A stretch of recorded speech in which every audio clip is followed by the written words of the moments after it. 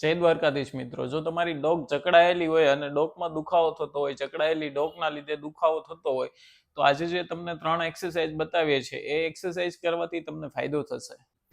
પહેલી એક્સરસાઇઝમાં આવી રીતે આ બોલ લેવાનો છે, માથા નીચે રાખવાનો છે અને તમારી દાઢી ઉપર નીચે કરવાની છે આવી રીતે.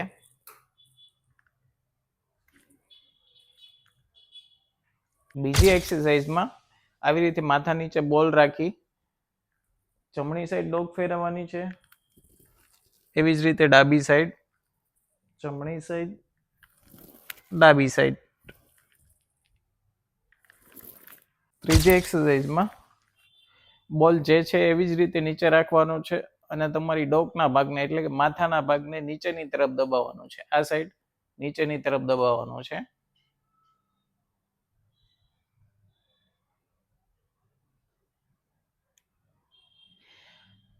આ એક્સરસાઇઝ દિવસમાં સવાર સાંજ 2 ટાઈમ 10-10 રિપીટેશન કરવાથી તમને ડોકના દુખાવામાં કે ડોક જકડાયેલી હોય એમાં ફાયદો થશે.